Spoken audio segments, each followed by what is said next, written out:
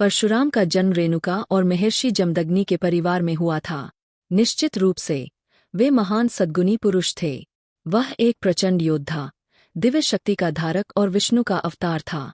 परशुराम का उद्देश्य क्षत्रिय वंश का विनाश करना और दुनिया में संतुलन बहाल करना था, और उनके तानाशाही शासन ने कई लोगों को दुखी किया।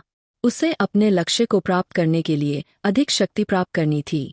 परशुराम ने भगवान शिव की अडिग भक्ति के साथ ध्यान किया। उसका मन लक्ष्य पर स्थिर रहा। परशुराम की भक्ति से आकर्षित होकर भगवान शिव ने उसे परशु का दिव्य अस्त्र दिया। परशु एक शक्तिशाली कुल्हाड़ी है जो सभी बाधाओं को दूर करने में सक्षम है। अपने लक्ष्य को जारी रखने से पहले परशुराम ने कैलाश की तीर्थयात्रा की, जो भगवान का निवास है, भगवान शिव के आशीर्वाद की प्राप्ति के लिए। जब वह कैलाश पहुँचे तो परशुराम इसकी दिव्य सुंदरता और शांति से प्रभावित हुए। जब वह शिव से आशीर्वाद मांगने के लिए आगे बढ़े तो दरवाजे पर खड़े गणपति ने अपने पिता की ध्यान में किसी भी तरह से विघ्न नहीं डालने के लिए उसको रोका। भगवान शिव ने किसी को भी अंदर मत भेजने की आज्ञा दी थी। शुरुआत में वे विनम्र और सम्मानजनक थे, लेकिन समय के साथ परशुराम अधीर हो गए। निराश होकर उन्होंने कहा कि उनका काम बहुत महत्वपूर्ण है और उनके पास भगवान शिव द्वारा दिया गया दिव्य कुल्हाड़ी है। हालांकि चूंकि उनके पिता की ध्यान गणपति द्वारा पवित्र माना जाता था, कोई भी इसे बाधित नहीं करना चाहता था, जो अंततः उनके बीच एक कड़वी लड़ाई का कारण बना।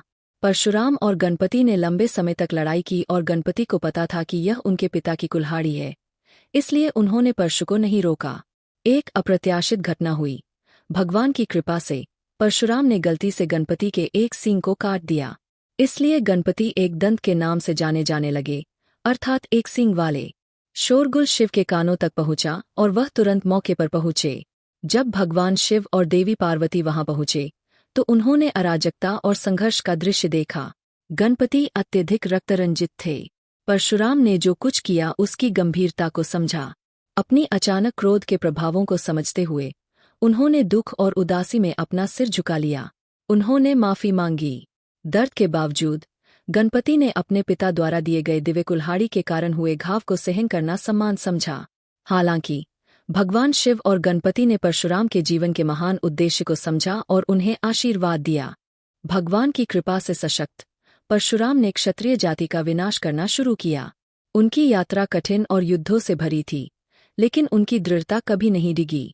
कार्य पूरा करने के बाद परशुराम ने अपनी कुल्हाड़ी समुद्र में फेंक दी। जहां कुल्हाड़ी गिरी वहां समुद्र पीछे हट गया और पृथ्वी उठ गई। इसे अपनी प्राकृतिक सुंदरता और संस्कृति के लिए माने भारत की केरल जाना जाता है।